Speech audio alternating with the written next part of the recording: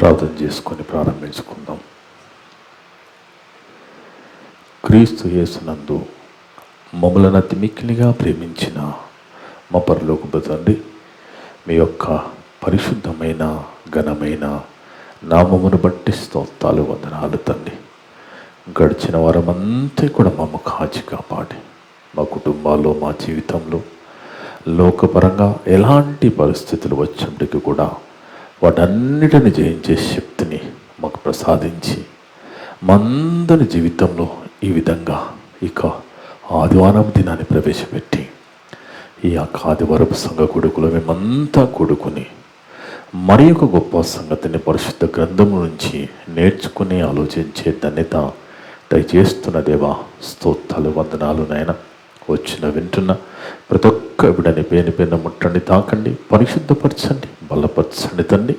ఇక సమయంలో పరిశుద్ధ గ్రంథంలోంచి గొప్ప సంగతులు మేమంతా కూడా కూడుకొని పరిశోధన చేస్తుండగా మందరికి పరిశుద్ధాత్మసాన్ని ప్రసాదించండి దేవా. మాట్లాడే నాకు కూడా ఆత్మసాన్ని దయచేయండి తండ్రి. నేను సత్యవాక్యం సరిగా విభజించి మాట్లాడే ఆత్మసాన్ని దయచేయండి తండ్రి.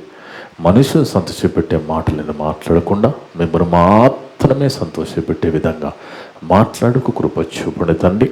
నన్ను నేను తగ్గించుకుని మేము ఇచ్చిస్తూ మీకే కీర్తి మహిమ తెచ్చే విధంగా మాట్లాడే భాగ్యం ప్రసాదించండి దేవా. నా ద్వారా మాట్లాడే ప్రతి మాట వింటున్నందరి హృదయాలలో ఫలింపచేయమని సమస్త ఘనత మహిమ ప్రభావాలు మీకే చెల్లిస్తూ మా పప్పును మా రక్షకుడును మీ ప్రియకుమారుడు అయిన యేసుక్రీస్తు వారి పరిశుద్ధ నామమున అడిగి వేడుకొనిచున్నాము తండ్రి, ఆమేన్. ముందుగా దేవునికి స్తోత్రం చెల్లిద్దాం. కూడి వచ్చిన సంఘస్థులకు, ఆన్లైన్ ద్వారా యూట్యూబ్ ద్వారా వింటున్న దేవుళ్ళందరూ కూడా యేసుక్రీస్తు నామమున వందనాలు. దేవుని బిడ్డలారా, దేవుని మహాకృపను బట్టి మనమంతా ఈ విధంగా ఆదివారపు సంఘ కొడుకులో కూడుకొని మరి ఒక గొప్ప సంగతిని పరిశుద్ధ గ్రంథం నుంచి నేర్చుకుని ఆలోచించే ధన్యత దయచేసిన తండ్రికి యేసుక్రీస్తు ద్వారా కృతజ్ఞతాస్తుతులు చెల్లిద్దాం. ఆమేన్. ఈరోజు దేవుడు సంఘాన్ని ఆన్లైన్ ద్వారా యూట్యూబ్ ద్వారా వింటున్న ప్రతి ఒక్క బిడ్డని ప్రేమించి మనందరి కోసం ఏర్పాటు చేసిన అంశం, ఒకే మాట ఇన్నిసార్లు చెప్పాడంటే జాగ్రత్త. ఒకే మాట ఇన్నిసార్లు చెప్పాడంటే క్వశ్చన్ మార్క్, జాగ్రత్త.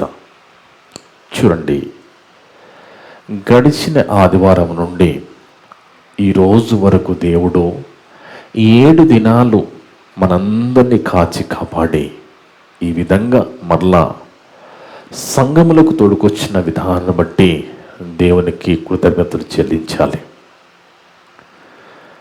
పరిశుద్ధ గ్రంథములో పాత నిబంధన కాలంలో ఉన్న ఎంతోమంది భక్తుల జీవితాలు, మహాభక్తుల జీవితాలు దేవుడు మన ముందు పెట్టి మనము కుడి ఎడమల పోకుండా వారి జీవితాలను మన ముందు పెట్టి దేవుడు మనని నడిపించాలని ఈ గ్రంథంలో రాసి మనకిచ్చాడు.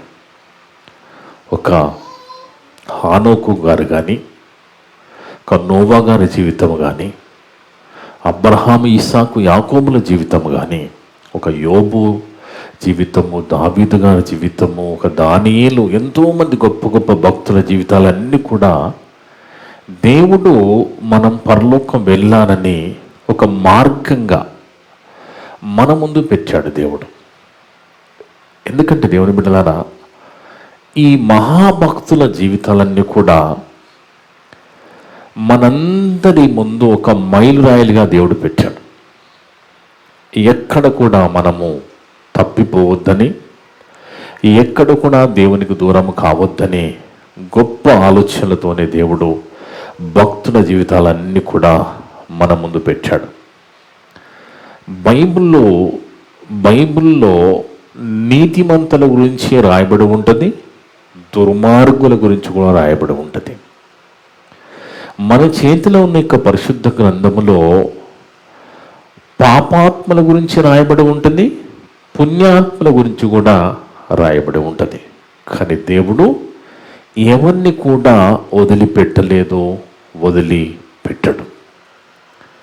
అందుకే దేవుని బిడ్డలారా, మనము బాగా ఆలోచించినట్లయితే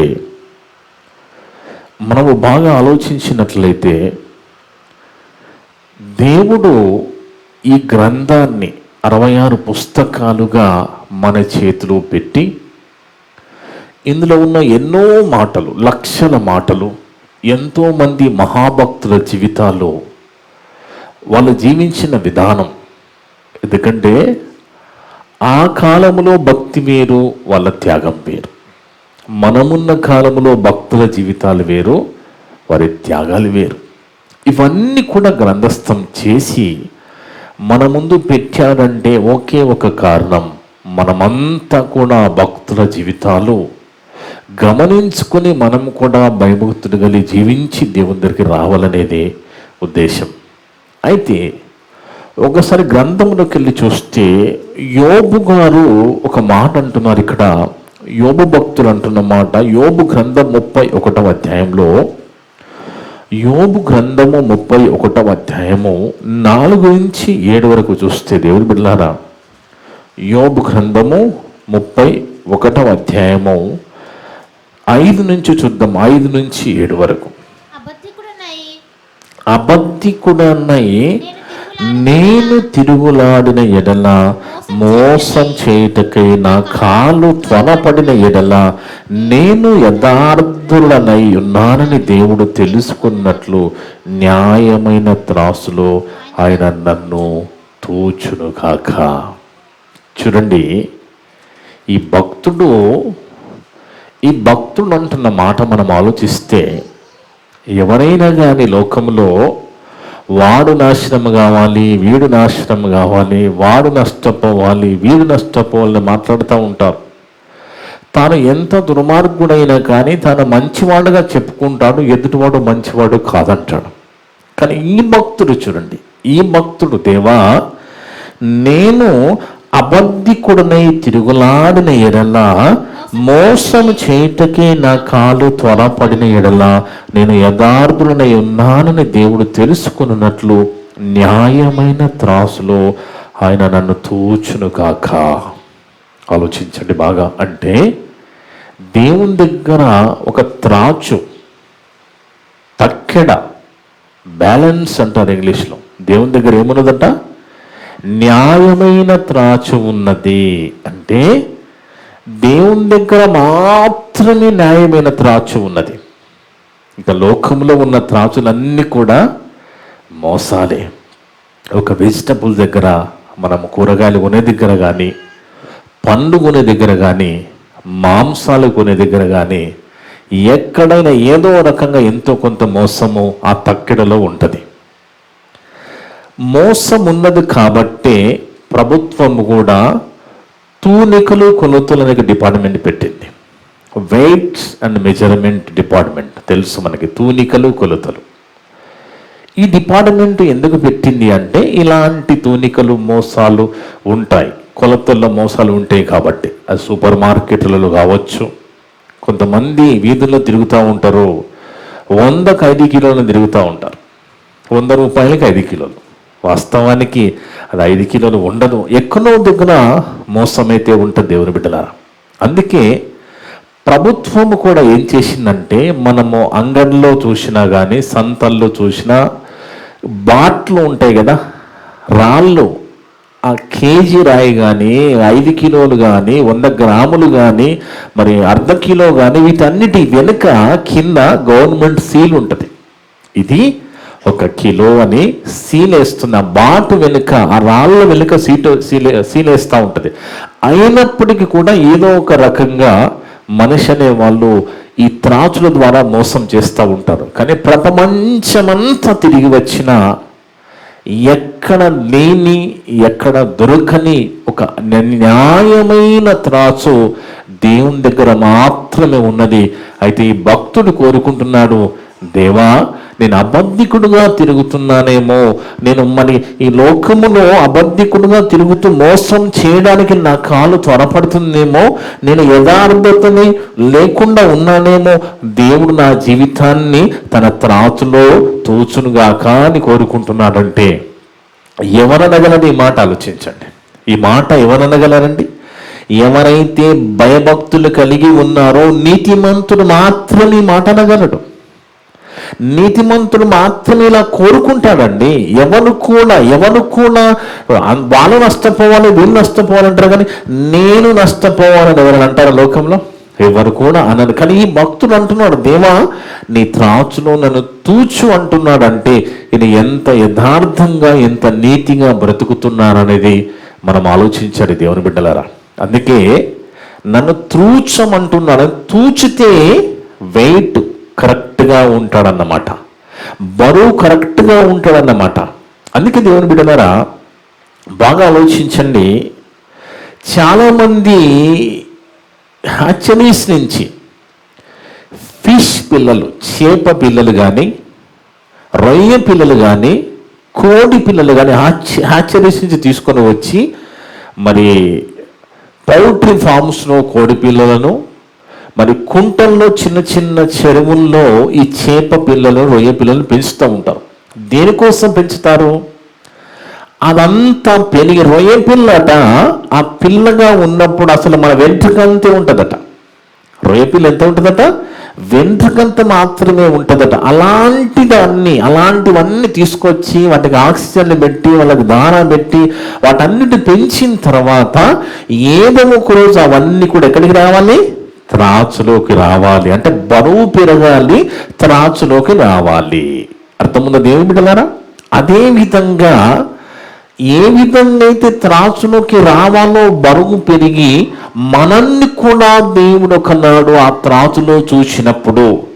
యేసుక్రీస్తు ప్రభువు రెండవ రాకడప్పుడు కానీ లేదా మన మరణ దినాన కానీ మనల్ని త్రాచులో చూసినప్పుడు కూడా మన బరువు పెరిగి ఉండాలి. ఏం బరువు?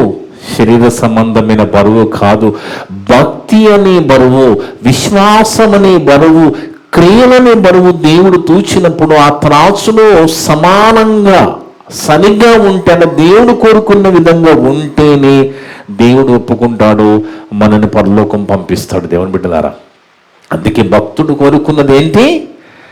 ఆ త్రాసులో నన్ను తూచు అంటే మనము కూడా ఎవరైనా ఒక సేవకుడు మనని వాక్యం ద్వారా గద్దించి తప్పు ఎత్తి చూపించి మనల్ని సరిదిద్దాలనుకోవాలి. అలా అనుకుంటే ఖచ్చితంగా మనం మన జీవితాన్ని సరిదిద్దుకుంటాము.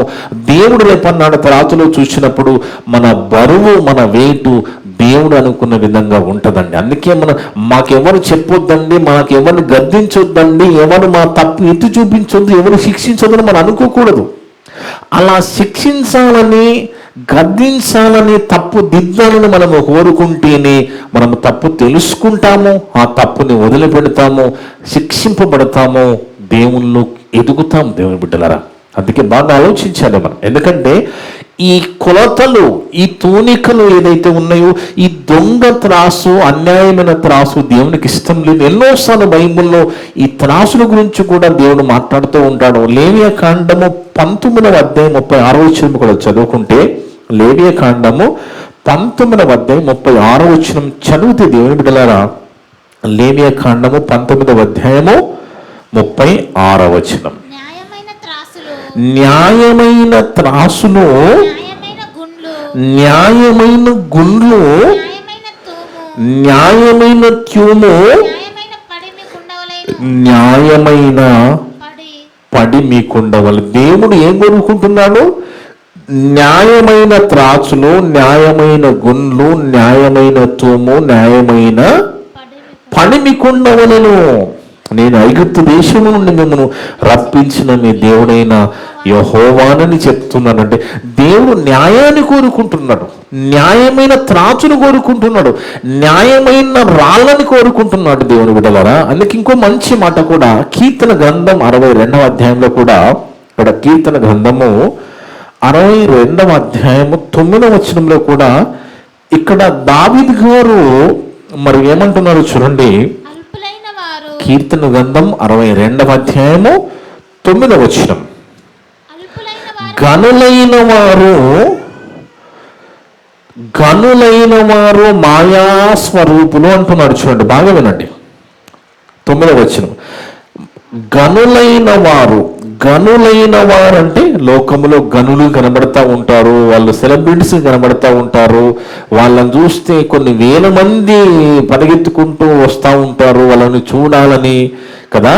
కానీ దేవుడు చెప్తున్నమాట, గనులైన వారు మాయా స్వరూపులు, త్రాసులో వారందరూ తేలిపోవుదురు, వట్టి ఊపిరి కన్నా అలకనగా ఉన్నారు. అంటే దేవుడు ఆ గనులైన వారిని తాచులో తూచినప్పుడు, ఆ తక్కెల్లో కొలిచినప్పుడు వాళ్ళు ఎలాగున్నారంట? అల్కగా ఉన్నారు. అంటే బరువు లేకపోతే పనికిరారు దేవునికి. బాగా గుర్తుపెట్టుకోండి. ఎందుకంటే ప్రపంచంలో ఎక్కడ లేని త్రాచు దేవుని దగ్గర ఉన్నది. అది న్యాయమైన త్రాచు. ఒకనాడు నిన్ను నన్ను మనందరినీ కూడా ఆ త్రాచులో తూచబోతున్నాడు, ఆ తక్కెల్లో కొలవబోతున్నాడు. కొలిసినప్పుడు సరైన వెయిట్, సరైన బరువు ఉండాలి. దేవుడు అనుకున్న బరువు ఉండాలి. ఎందుకంటే ఇంత ప్రకృతినిచ్చి, ఈ ప్రకృతిలో ఎన్నో మనకు ఉచితంగా ఇచ్చి, వీటన్నిటి చేసి ఇవన్నీ అనుభవించిన తర్వాత కూడా మనం బరువు పెరగకపోతే, ఏ బరువు? భక్తి అనే బరువు పెరగకపోతే, విశ్వాసం అనే బరువు పెరగకపోతే, క్రియలనే బరువు పెరగకపోతే ఖచ్చితంగా మనము ఆత్మీయంగా నష్టపోతాం. దేవుడున్న లోకము చేరడము చాలా చాలా కష్టం దేవుని బిడ్డలారా. అందుకే ఇంకొక మాట కూడా చూద్దాం. ఈ త్రాసు గురించి సామెత గ్రంథం 11వ అధ్యాయం 1వ వచనంలో, సామెత గ్రంథము 11వ అధ్యాయము 1వ వచనం, దేవుడు ఎంత ఖచ్చితమైన వాడో చూడండి, ఎంత న్యాయవంతుడో చూడండి. దొంగ త్రాసు యెహోవాకు హేయము, సరైన గుండు ఆయనకిష్టం. లోకములు దొంగ త్రాచులు ఉన్నా దేవుడు ఒప్పుకోవడం లేదు. దేవుని చేతిలో ఉన్న త్రాచు కూడా న్యాయమైన త్రాచు, న్యాయమైన వెయింగ్ మిషన్ అది. అందుకే దేవుని బిడ్డలారా, ఒక మాట ఎవరైనా ఒక జాగ్రత్త చెప్తున్నారు అనుకోండి, జాగ్రత్త అన్నారు అనుకోండి, మేము జాగ్రత్త చెప్తున్నాడు అనుకుంటారు. అరే జాగ్రత్త రా అన్నాడు అనుకోండి, అమ్మో రెండోసార్లు జాగ్రత్త చెప్తున్నాడు అంటే ఏదో ఉంది. జాగ్రత్తలే అన్నాడు అనుకోండి 3 సార్లు, అప్పుడు ఇన్నిసార్లు చెప్తున్నారంటే ఆ చెప్పడంలో ఏదో ఒకటి ఉన్నది. అందుకే ఒకే మాట ఎన్నిసార్లు చెప్తే ఖచ్చితంగా దాంట్లో ఏదో ఉంది కదా. ఆ ఒకే మాట బైబిల్లో కూడా చెప్పబడ్డది. ఎన్నిసార్లు చెప్పారో చూడండి. ఆ మాటని 3 సార్లు చెప్తున్నాడు, అదే మాటని. ఒకసారి సామెత గ్రంథం 14వ అధ్యాయం 12వ వచనం చదువుతే దేవుని బిడ్డలారా, సామెత గ్రంథము 14వ అధ్యాయము 12వ వచనం, ఒకని ఎదుట సరి అయినదిగా కనబడు మార్గము కలదు, అయితే తుదకది మరణమునకు త్రోసివేయను. ఇక్కడ ఏమంటున్నాడు దేవుడు అంటే, ఇక సొలొమోను భక్తుల ద్వారా ఏం రాయించాడంటే, ఒక్కని ఎదుట సరైనదిగా కనబడు మార్గము కలదని. అంటే మనిషి ఏమనుకుంటాడంటే, నేను అంత కరెక్ట్గా ఉన్నాను, అంత కరెక్ట్గా చేస్తున్నాను, కరెక్ట్ మార్గం వెళ్తున్నాను అనుకుంటాడు. నీకు కరెక్ట్గా కనబడుతుంది కానీ అది నిన్ను మరణమునకు తీసుకువెళుతుంది అంటున్నాడు దేవుడు. అర్థమవుందండి? ఈ కరెక్ట్గా కనపడదు నిన్ను ముంచుతుంది. నీకు కరెక్ట్గా అనిపించింది నేను ముంచుతుంది, జాగ్రత్త అంటున్నాడు దేవుడు. అలా మోసపోకు. నీకు ఏది మేలు, ఏది కీడు, ఏది లాభం, ఏది నష్టం అనేది నువ్వు తెలుసుకోవాలి, పరిశీలించుకోవాలి. ఎందుకంటే ఒక్కరికి ఏమంటున్నాడు ఇక్కడ, ఒక్కరిని ఎదుట సరైనదిగా కనబడు మార్గము కలదు, అయితే తుదకు అది మరణమునకు త్రోవ తీయ. మంచికి తీసుకుపోదా? అది మంచి దగ్గరికి తీసుకుపోదు, మరణం దగ్గరికి తీసుకుపోతుంది. కాబట్టి నీకు నచ్చింది, నువ్వు అనుకున్నది కరెక్ట్ అనుకోకు. దేవుని దగ్గరికి రా, దేవుని అడుగు, బైబిల్లో చూడు, దేవుని మాటలు విను. అప్పుడు దేవుడు తెలియజేస్తాడు ఏది మంచిదో ఏది చెడుదో. నువ్వు అనుకున్నది కరెక్ట్ అనుకుంటే ఖచ్చితంగా ఏదో ఒక రోజు నిన్ను మరణానికి దారితీస్తుంది అని మళ్ళీ ఇదే మాటని కూడా రిపీట్ చేస్తున్నాడు దేవుడు. మరి అదే సామెత గ్రంథం 16వ అధ్యాయం 25వ వచనంలో 16వ అధ్యాయము 25 కూడా ఇదే మాట రాస్తున్నాడు. చూడండి, ఒకని మార్గము వాని దృష్టికి యథార్థముగా కనపడ. అంటే మనిషి యొక్క దృష్టి ఎలాగైపోయిందో చూడండి. మనిషి యొక్క దృష్టికి ఎలా కనబడుతుందంట? యథార్థంగా కరెక్ట్గా కనబడుతున్నదంట. ఆయనను తుదకు అది మరణమునకు చేరును అంటున్నాడంటే, దేవుని బిడ్డలారా, నీ దృష్టికి కరెక్ట్ అనుకున్నది కరెక్ట్ కాదయ్యా అంటున్నాడు దేవుడు. నువ్వు అనుకున్నది కరెక్ట్ కాదు అంటే మనిషిని మనసు మోసం చేస్తుంది. లోకం గుడ్డితనముకు వెళ్ళిపోతుందండి. గుడ్డితనం వెళ్ళిపోతుంది. కాబట్టి నేను ఏం చేస్తే అది కరెక్ట్ అనుకుని భ్రమలో బతుకుతున్నాడు మనిషి. ఎందుకంటే దేవుని బిడ్డలారా, మా బంధువులో ఒక ఆయన బాగా తాగుతాడండి. ఎప్పుడు తాగే ఉంటాడు. ఎప్పుడు తాగుతూ ఉంటాడు. ఆయన కొన్ని సంవత్సరాలుగా తాగుతూ ఉంటాడు. మద్యంలో ఎప్పుడు మద్యం మత్తులో ఉంటాడు. సిగరెట్ కూడా తాగుతాడు. ఒకానొక సందర్భంలో ఒక ఫంక్షన్లో నేను కలిసినప్పుడు ఆయనతో నేను చెప్పిన మాట ఏంటంటే, ఈ తాగునెందుకు, ఇబ్బందులు ఎందుకు, ఆరోగ్యం చెడిపోతుంది, అది పాపము కదా, దానివల్ల నీకు లాభము లేదు అంటే, నేను అల్లుడు వరుస అవుతాను అనమాట ఆయనకి. నాకు తెలిసిన అల్లుడు గారు, నాకు అదంతా తెలుసులే, నాకు తెలుసు అన్నాడు. అంటే మనిషి తాగుతున్నవాడు నాకు తెలుసు అనుకోని, నాకు తెలుసులే నువ్వు చెప్పేదేంది అనుకుంటా తాగుతుంటాడు అనమాట. ఇంకేమన్నాడంటే, నేను తాగకపోతే చచ్చిపోతాను అల్లుడు అన్నాడు. కానీ ఇప్పుడు నిన్న వచ్చిన రిజల్ట్ ఏంటి అంటే, ఆయనకి గొంతు క్యాన్సర్ వచ్చింది. 4th స్టేజ్లో ఉన్నది. ఏంటి? 4th స్టేజ్లో గొంతు క్యాన్సర్ ఉన్నది అంటే, అప్పుడు తాగకపోతే చచ్చిపోతానన్నాడు. ఇప్పుడు తాగితే చచ్చిపోతామని దేవుడు డాక్టర్ ద్వారా చెప్పించాడు. అంటే మనిషి ఏమనుకుంటాడంటే, నేను వెళ్ళే మార్గం కరెక్టు, నేను చేసేది కరెక్టు, నాకెవరు చెప్పొద్దు, నా ధర్మశాస్త్రం నాది. మనిషికి ఎవరి ధర్మశాస్త్రం వాళ్ళకే ఉన్నది. దేవుని మాట వినే పరిస్థితులు లేకుండా పోతున్నాడు. మనం అలా ఉండకూడదండి. మనం అలా ఉండకూడదు. మంచి మంచి మహాభక్తుల జీవితాలు మన ముందు పరిశుద్ధ గ్రంథంలో పెట్టి ఎన్నో రీతిలుగా దేవుడితో మనం మాట్లాడుతూ వస్తున్నప్పుడు మనం జాగ్రత్తగా పరిశీలన చేసుకోవాలి, జాగ్రత్తగా గమనించుకోవాలి. అందుకే ఒకరి మార్గము వానికి కరెక్ట్గా, ఒకరి దృష్టికి ఏమంటున్నాడు ఇక్కడ, ఒకరి మార్గము వాని దృష్టికి యథార్థముగా కనపడును, ఆయనను తుదకు అది మరణమునకు చేరును. అంటే నీ దృష్టికి, మనిషి యొక్క దృష్టి ఎలా ఉంటుందండి? మనిషి యొక్క దృష్టి వాస్తవానికి పాపము చాలా రుచిగా ఉంటుంది. అవునా కదా? పాపం ఎంత రుచిగా ఉంటుంది చెప్పండి. పాపము చాలా రుచిగా ఉంటుంది. మోహపు చూపన ఎంత రుచిగా ఉంటుందండి? మోహపు చూపన చాలా రుచిగా ఉంటుంది. కానీ సంసారాలు విడిపోతాయి. దేవుడు ఏది వద్దన్నాడో అది చాలా రుచిగా ఉంటుంది. మీరు గమనించండి. దేవుడు ఏ పాపము చేద్దన్నాడో, ఏమి వద్దన్నాడో అది చాలా రుచిగా ఉంటుంది. కానీ మన దృష్టి అనేది, మన చూపు, మన మనసు అనేది మాయ చేసి, నువ్వు వెళ్ళే మార్గం కరెక్టే, నువ్వు చేసేది కరెక్టే అనిపించి మోసం చేస్తుంది. కాబట్టి ఆయనను తుదకది మరణమునకు చేరును. మన్న ఇదే సామెత గ్రంథం 3వ సారి చెప్తున్నాడు. చూడండి, సామెత గ్రంథం 3వ అధ్యాయం, క్షమించి 21వ అధ్యాయం 2వ వచనం. సామెత గ్రంథం 21వ అధ్యాయము 2వ వచనం.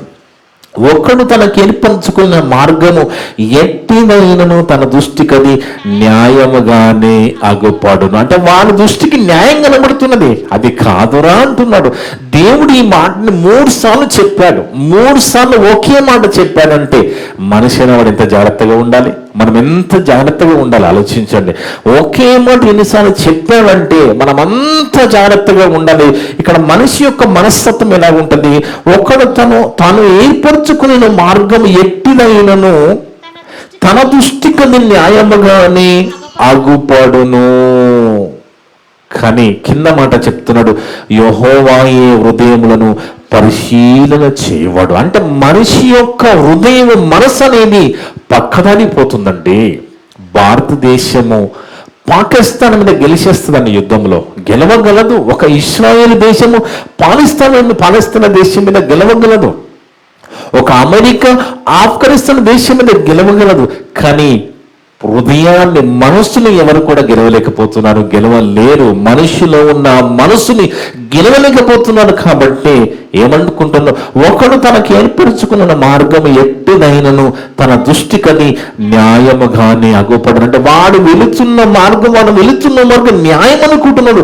వద్దునా, నా మాట విను, నువ్వు అనుకున్నది నీ మనసుకి ఏది తోస్తే, నీకేది నచ్చితే అది కరెక్ట్ అనుకోకు, నా మాట విను అంటున్నాడు దేవుడు. బాగా ఆలోచించండి. దేవుడు అంటే దేవుడు ఎలాంటి వాడంటే, దేవుడు ఎంతగా ప్రేమిస్తాడో అంతగా కోప్పడతాడు. అర్థమవుందండి? దేవుడు ఎంతగా ప్రేమిస్తాడో అంతగా శిక్షిస్తాడు. దేవుని దగ్గర నుంచి ఎవరు కూడా తప్పించుకోలేరు. దేవునికి అన్ని తెలుసు. మన హృదయాలను పరిశోధించే దేవుడు. ఎవరము కూడా దేవుని నుంచి తప్పించుకోలేము. కనుక మనం ఇలాంటి మోసములో పడిపోకుండా ఎప్పుడు కూడా కీడు మేలు అనేది పరిశీలన చేసుకుంటూ మనం వెళ్ళిపోవాలి తప్ప తొందరపాటుగా మనము కరెక్ట్ అనుకుని మనము ఆత్మీయంగా లోక సంబంధంగా నష్టపోకుండా జాగ్రత్త పడుతూ ఉండాలి దేవుని బిడ్డలారా. అందుకే దేవుడు నన్ను త్రాచులో చూస్తే బాగుంటుంది అన్నాడు భక్తుడు.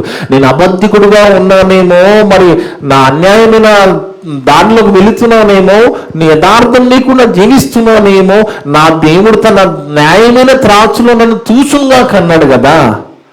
దేవుడు చూస్తాడా? ఖచ్చితంగా న్యాయమైన త్రాచులు ఆ యోబు గారిని కాదు, మనను కూడా ఒకనాడు చూస్తాడు, కొలుస్తాడు. తక్కిళ్ళు ఆ బరువు చూస్తాడు. ఎందుకంటే దేవుని బిడ్డ కదా, ఎవరైనా కానీ ఒక కోడి పిల్లల్ని ఆచరించి తీసుకొచ్చినా కానీ, లేదా చేప పిల్లల్ని ఆచరించి తీసుకొచ్చినా, లేదా మరి రొయ్య పిల్లల్ని తీసుకొచ్చినా ఎందుకు తీసుకొస్తారండి? అవి బాగా తిని బలిసి, అంతేనా? అవి బాగా ఆహారం తిని బలిసి తక్కెల్లో త్రాసులో ఎక్కువ బరువు రావాలనే కదా అది తీసుకొస్తారు కదా. మనము కూడా బరువు పెరగాలి. మన బరువు కూడా పెరగాలి. ఏ బరువు? శరీర బరువు కాదు, శరీర బరువు పెరుగుతున్నది, కానీ భక్తి బరువు పెరగాలి. దేవుడు తాచులో చూసినప్పుడు భక్తి అనే బరువు పెరగాలని కోరుకుంటున్నాడు. అలా ఒక రాజుగారిని కూడా దేవుడు త్రాచులో చూశాడు. అర్థముందండి? పరిశుద్ధ గ్రంథంలో ఒక రాజుగారిని కూడా దేవుడు ఆయన యొక్క న్యాయమైన త్రాచులో చూసినప్పుడు ఆయన లెక్క వ్యతిరేకంగా, అంటే బరువు లేదు కాబట్టి ఆయన ఏం చేశాడు దేవుడు అనేది ఒకసారి బైబిల్కి వెళ్ళి మనం చదువుకుంటే దేవుని బిడ్డల దానియేలు గ్రంథం 5వ అధ్యాయంలో, దానియేలు గ్రంథం 5వ అధ్యాయం, దానియేలు గ్రంథము 5వ అధ్యాయము 1 నుంచి చూద్దాం, 1 నుంచి 6 వరకు చూద్దాం. ముందుగా మనకు బాగా తెలుసు, బబులోను సామ్రాజ్యాన్ని పరిపాలించిన నెబుకద్నెజరు చక్రవర్తి, బెల్షస్సరు చక్రవర్తి, దర్యావేషు చక్రవర్తి, కోరేషు చక్రవర్తి, వీళ్ళంతా కూడా బబులోను సామ్రాజ్యాన్ని పరిపాలించిన చక్రవర్తులుగా, రాజులుగా మనకు కనబడుతూ ఉన్నారు. అయితే ఈ బబులోను చక్రవర్తులు, ఈ నెబుకద్నెజరు, వీళ్ళంతా కూడా ఏం చేసేవాళ్ళంటే, యెరూషలేము దేవాలయానికి వెళ్ళి ఆ దేవాలయంలో ఉన్న బంగారు పాత్రలను, వెండి పాత్రలను, విలువైన పాత్రలన్నీ కూడా కొల్లగొట్టుకుని, దాంతో పాటు యూదులు కూడా కొల్లగొట్టుకుని వచ్చేవాళ్ళు.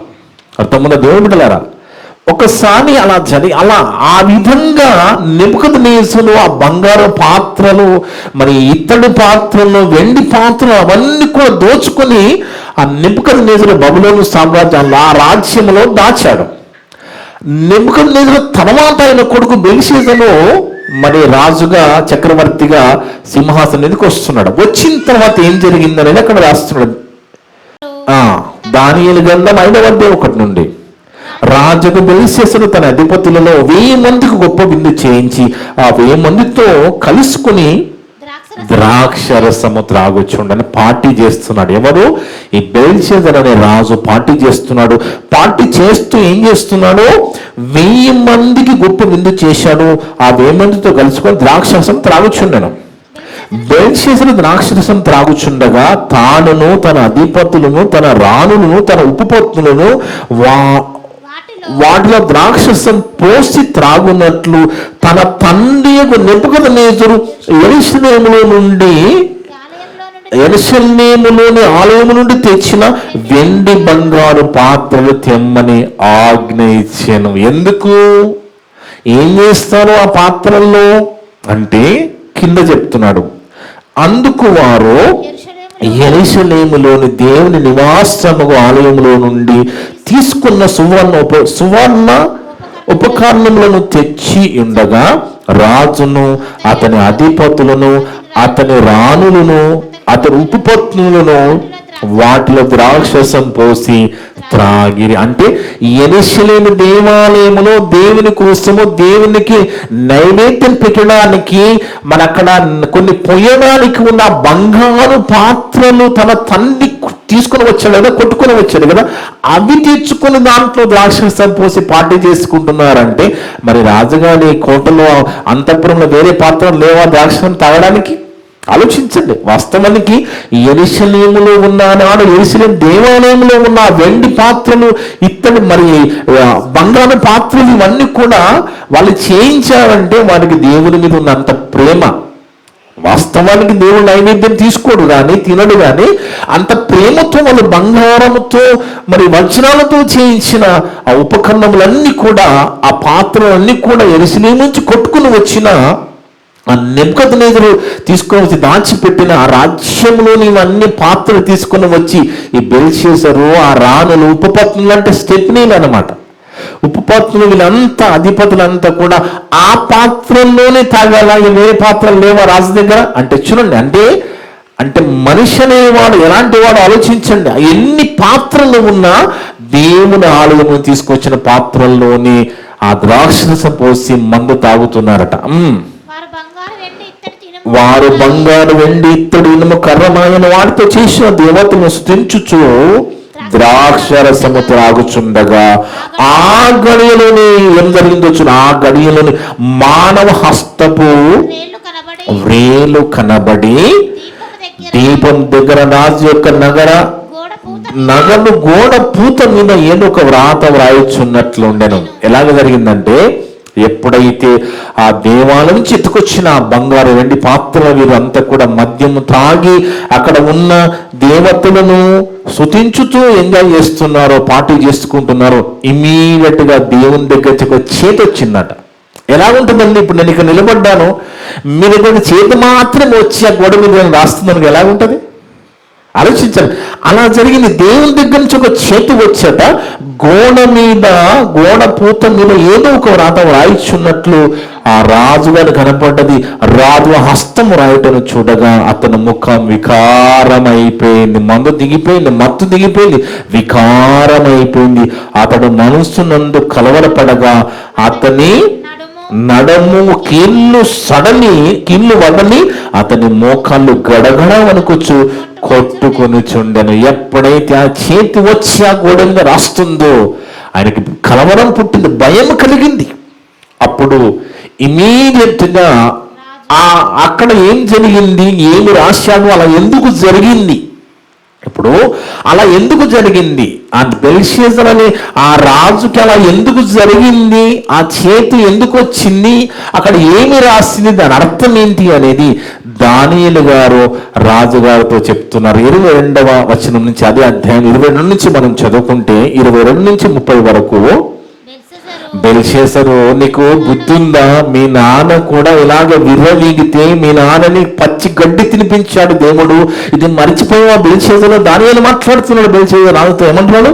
బెల్షస్సరు అతని కుమారుడగు నీవు ఈ సంగతి అంతా ఎరిగి నీవు నీ మనస్సును అనుసుకొనక పరలోకమందున్న ప్రభు మీద నిన్ను నేనే హెచ్చించుకుంటేవి. నువ్వేమనుకున్నావు, నేను రాజుని, చక్రవర్తిని, నాకు ఎంతమంది పని వాళ్ళు ఉన్నారు, నేను అంతపురం ఉన్నాను అనుకున్నావు. దేవుని కంటే నేను హెచ్చించుకున్నావు. ఎట్లనగా నీవును నీ అధిపతులను నీ రాణులను నీ ఉపపత్నులను దేవుని ఆలయ సంబంధము ఉపకరణములు ద్రాక్షరసం పోసి త్రాగవలనని వాటిని చర్చించుకొని వాటితో త్రాగొచ్చు. చూడనైనను విననైనను గ్రహింపనైనను చేత కాని వెండి బంగారు ఇత్తడి ఇనుమ కర్ణ రాయి అను వాటితో చేయబడిన దేవతలను స్తుతించిరి గాని నీ ప్రాణమును నీ సకల మార్గములను ఏ దేవుని వశం ఉన్నవో ఆయన నీవు గణపరచలేదు. ఆ వ్యర్థమైన ఆకారాలు ఆ ప్రతిమలకు ముఖ్యం తెలిసినరు, కానీ మహాదేవుడనైన శక్తి సంపూర్ణ నేను గుర్తురాను, నన్ను గణపరచలేదు నువ్వు. నీకు బ్రతికిచ్చింది నేను, నీకు ఆయుష్కాలం ఇచ్చింది నేను, కానీ నన్ను పక్కన పెట్టి నాకంటే నువ్వు హెచ్చించుకుని ఏం చేశావు? అక్కడ ఎలా రాశాడో చూడండి. అక్కడ ఏం రాశాడు?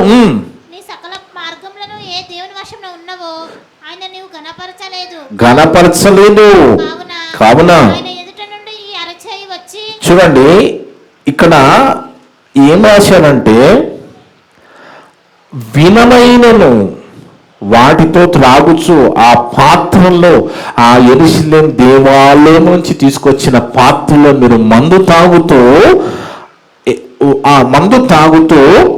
చూడనైనను విననైనను గ్రహింపనైనను చేతకాని వెండి బంగారు ఇత్తడి ఇనుమ కర్ణ రాయను వాటితో చేయబడిన దేవతలు సూచించారట. అంటే మట్టితో ఆకారం చేసిన దేవతలను సృజించావు కానీ బెల్షెజరు, దేవుడనే నువ్వు నన్ను గణపరచలేదు, నన్ను పట్టించుకోలేదు, నువ్వు హెచ్చించుకున్నావు.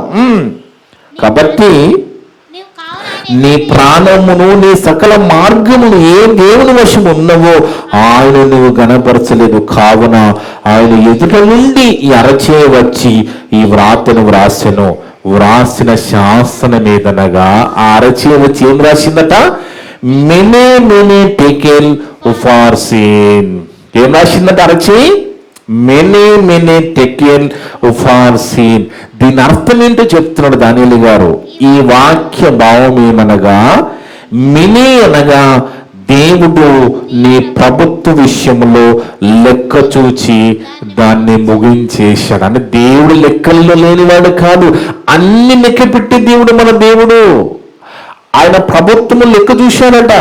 మినీ అనగా దేవుడు నీ ప్రభుత్వ విషయంలో లెక్క చూచి దాన్ని ముగించను. టెకేల్ అనగా ఆయన నిన్ను త్రాచులో తూచగా నీవు తక్కువగా కనబడితివి. అంటే బెల్షెజరు రాజుని దేవుడు న్యాయమైన త్రాచులో చూసినప్పుడు ఎలా కనపడ్డాడంట? అల్కగా, మన భాషలో అల్కగా, వెయిట్లెస్ గా కనపడ్డాడట. మనల్ని కూడా చూస్తూ ఉంటాడని మనకు తెలియదు. ఇక్కడ బెల్షెజరు తెలిసే విషయము ఆలోచించండి. మన జీవితంలో కూడా ఎన్నో జరుగుతూ ఉంటాయి ఇలాంటివి, మనకు తెలియనివి, మనకు కనబడవు. బెల్షెజరుకి ఈ విషయం తెలియదు కదా, కానీ దేవుడు చూసినట్టుగా ఇక్కడ దానియేలు గారు చెప్తే తప్ప అర్థం కాలేదు కదా. అదే చూసినట. ఆ త్రాచులో చూసినప్పుడు ఏం కనబడింది?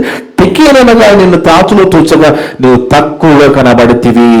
నిన్ను త్రాచులో తూచగా నువ్వు తక్కువ కనబడితివి. మెనే టెకెల్ ఉఫార్సిన్. ఫెనేస్ అనగా నీ రాజ్యం నీ వద్ద నుండి విభాగింపబడి మాదీయులకును పారసీయులకును ఇయ్యబడును.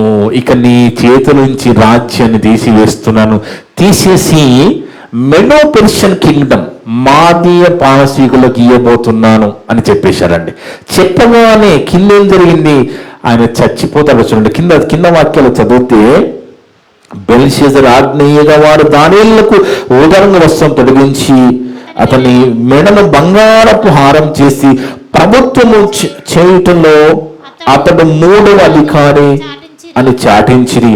ఆ రాత్రి అందే కల్దీల రాజుకు బెల్షెజరు హతుడాయెను. లెక్క క్లోజ్. అంటే త్రాతులో చూసినప్పుడు, వెయిట్లెస్ లేనప్పుడు, తక్కువలో చూసినప్పుడు, ఆయన ప్రభుత్వ విషయంలో, ఆయన జీవిత విషయంలో బాగాలేదు కాబట్టి ఏం చేశాడు? అకౌంట్ క్లోజ్ చేశాడు, బ్యాలెన్స్ షీట్ క్లోజ్ చేసేసాడు, భూమి మీద లేకుండా చేశాడు. అటు పదవి పోయింది, అంతఃపురం లేకుండా పోయాడు, రాజ్యం పోయింది, ప్రాణం కూడా పోయింది. అంటే మన జీవితంలో మన విషయాలు కూడా దేవుడు ఇలాగే చూస్తూ ఉంటాడు, ఇలాగే పరిశీలన చేస్తూ ఉంటాడు. మనం అందుకే దేవా నువ్వు నన్ను చూస్తావా తండ్రి, న్యాయమైన తాచు నీ దగ్గర ఉంది తండ్రి, నువ్వు ఖచ్చితంగా చూస్తావు తండ్రి, నీవు చూచినప్పుడు నేను బరువుగా ఉండే విధంగా నేను ఉండకు నాకు శక్తిని దయచేయి తండ్రి, నేను సర్దిద్దుకుంటాను తండ్రి, నన్ను కాపాడు తండ్రి, నన్ను మార్చు తండ్రి అనాలి. మనం చేసినంత కరెక్ట్గా అనుకుంటూ వెళ్ళిపోతే తుదరికి మరణము దారి తీస్తుందని చెప్పేశాడు కదా దేవుడు. కాబట్టి మనం జాగ్రత్తగా ఉండాలి, దేవుని బిడ్డలు చాలా జాగ్రత్తగా ఉండాలి. ఎందుకంటే ఇశ్రాయేలీలు ఎలాంటి వాళ్ళంటే వాళ్ళు దేవుడు గద్దించినప్పుడేమో భయపడుతున్నారట, దేవుడు సైలెన్స్గా ఉన్నప్పుడేమో రెచ్చిపోతున్నారట. మనము కూడా అలాగే చేస్తాం. మనకేదైనా శ్రమ వస్తేనే మనం దేవుని వైపు చూస్తాం, దేవుళ్ళు ఉంటాం. మనకి ఏ శ్రమ లేకపోతే అసలు దేవుని పట్టించుకోం. మీరు పరిశీలన చేసుకోండి జీవితాలని. అలా మనం ఉండకూడదండి. మనకి శ్రమ ఉన్నా లేకపోయినా ఎప్పుడు ఒకే రీతిగా ఉండాలి. ఎప్పుడు దేవుడు మనని తాచులో తూచినా మన బరువు ఎక్కువగా ఉండాలి.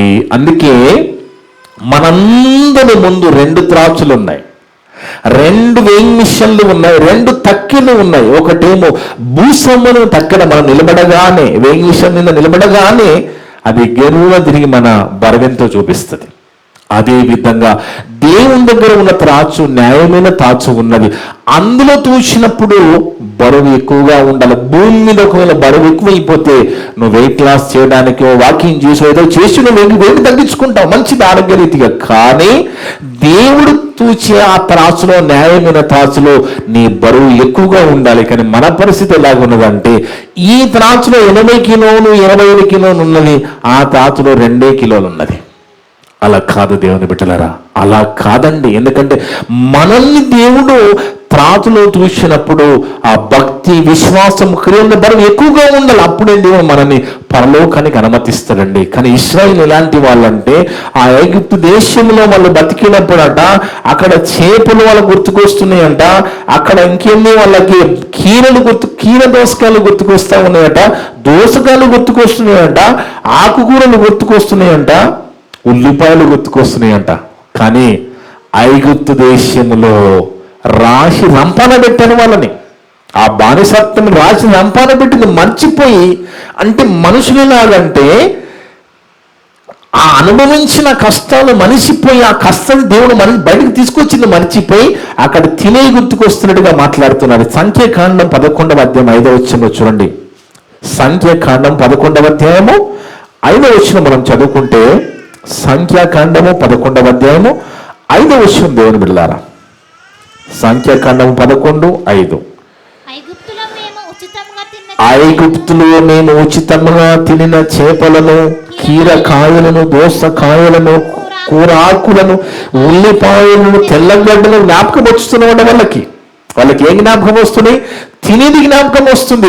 అయ్యో దేవుడు మమ్మల్ని ఆ బాణను విడిపించాడే, 40 సంవత్సరాలు నడిపించాడే, ఎన్నో పరిస్థితులు గట్టెక్కించాడు, మంచి ఆహారం పెట్టాడు, కాచి కాపాడని మర్చిపోయి ఆ రాశినంపాన పెట్టిన ఐగుప్తు దేశములో ఆ తిన్న తిండి గుర్తుకు వస్తుందంటే వాళ్ళు ఎలాంటి వాళ్ళు? ఇక్కడ చివరిగా ఇర్మియా గ్రంథము 34వ అధ్యాయంలో చెప్తున్నాడు. ఇర్మియా గ్రంథము 34వ అధ్యాయము 15 నుంచి 17 వరకు చూస్తే దేవుని బిడ్డలారా, ఇర్మియా గ్రంథము 34వ అధ్యాయము 15 నుంచి 17 వరకు. మీరైతే ఇప్పుడు మనసు మార్చుకొని ఒక్కొక్కడు తన పొరుగువానికి విడుదల చాటింతమని చెప్పి నా పేరు పెట్టబడిన ఈ మందిరమందు నా సన్నిధిని నిబంధన చేసి తిరిగి. ఏం చేశారట? నిబంధన చేసి తిరిగి నా దృష్టికి యుక్తమైనది చేసింది. ఎప్పుడు దేవుడు భయపెట్టినప్పుడు, దేవుడు శిక్షించినప్పుడట మేము యుక్తమైనది చేస్తామన్నారు, చేశారట.